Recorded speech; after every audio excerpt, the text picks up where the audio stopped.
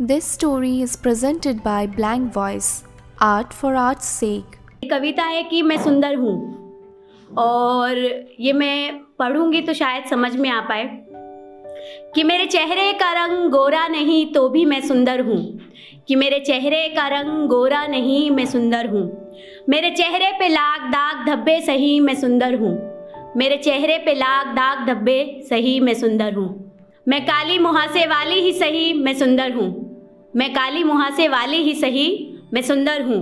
कि मैं तेरे इस गोरे समाज में काली सोच वाली ही सही मैं सुंदर हूँ। दूसरा, मैं मतलब लड़कियों को बहुत रोका जाता है, तो मुझे बहुत मतलब लड़की होने की वजह से बहुत रोका गया, मतलब क्यों जा रही हो, क्यों पढ़ रही हो, क्यों ऐसे कर रही हो, तो क्यों बंदी हूँ मैं इन चार दीवारों में, क्यों बंदी हूँ मैं इन चार दीवारों में, कि आसमान में उड़ने के लिए पंख चाहिए, कि आसमान में उड़ने के लिए पंख चाहिए, न रोको मुझे न टोको मुझे, न रोको मुझे न टोको मुझे, ज़रा देख तो लूँ आसमान को और अपनी पहचान को और समझ सकूँ इस दुनिया जहान को।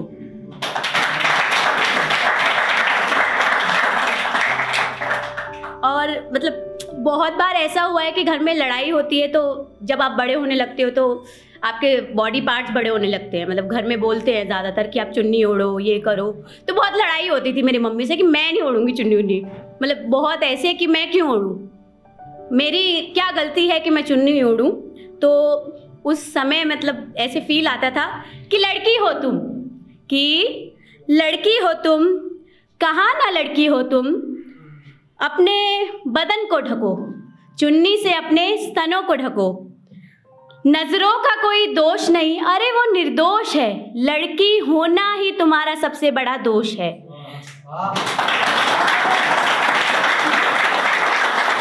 चुप रहो चिल्लाओ नहीं, अरे चुप रहो चिल्लाओ नहीं, सारी बातों को आराम से सहते जाओ, सारी बातों को आराम से सहते जाओ, जो तुम चिल्लाई फिर तुम पछताओगी और इस समाज की नजरों में आ जाओगी, फिर समाज तुम्हें बहुत शुभ नामों से पुकारेगा, कभी रंडी तो कभी वैश्या पुकारेगा, पर तुम चुप रहना, यूं ही सारी बातों को सहना, यूं ही सारी बातों को सहना, क्योंकि जो तुम चिल्लाई तो हर लड़की को हिम्मत आ जाएगी, जो तुम चिल्लाई तो हर लड़की को हिम्मत आ जाएगी, फिर इस समाज में वो भी अपने हक के लिए अपनी बातों को मनवाएगी।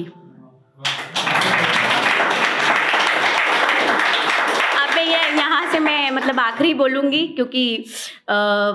लड़की होने की वजह से बोलते हैं ना, लड़की बाबुल का और इसका घर है, तुम्हारा अपना घर कहाँ है, तो किस समाज की जंजीरों को तोड़ रही हूँ मैं, किस समाज की जंजीरों को तोड़ रही हूँ,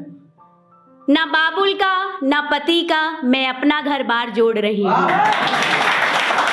ना बाबुल का ना पति का मैं अपना घर बार जोड़ रही हूँ। माना कि दुनिया बहुत बड़ी है, माना कि दुनिया बहुत बड़ी है, इस बड़ी सी दुनिया में एक छोटा सा आशियाना जोड़ रही हूँ, एक बड़ी सी दुनिया में छोटा सा आशियाना जोड़ रही हूँ, ना बाबुल का ना पति का मैं अपना घर बार जोड़ रही हूँ। कहते हैं हम औरतों को एक घर से दूसरे घर जाना है, कहते हैं हम औरतों को एक घर से दूसरे घर में जाना है, क्यों ये समाज का ताना बाना है, क्यों ये समाज का ताना बाना है, इसी ताने बानों को तोड़ रही हूँ मैं, ना बाबुल का ना पति का मैं अपना घर बार जोड़ रही हूँ। अब मैं आखिरी, बस अब कुछ नहीं, ये सिर्फ आखिरी है, और मोहब्बत पे मतलब सभी बोल रहे हैं तो मैं भी चलो बोल ही देती हूँ। और मतलब उस टाइम पे मेरे को भी मोहब्बत हुई थी, पर उसे नहीं हुई थी मुझसे, और वन साइडेड था, और ऐसे ही था, मतलब उसके लिए ऐसे ही था, मेरे लिए साल भर का मतलब बहुत ऐसे हेक्टिक वाला था। तो उसको याद करती थी मैं, और याद करने में बस 2 लाइनें लिखी हैं, मैं उसे याद हूँ ना हूँ, मैं उसे याद हूँ ना हूँ, लेकिन मुझे उसकी सांसों की गर्मी, होठों की गर्माहट और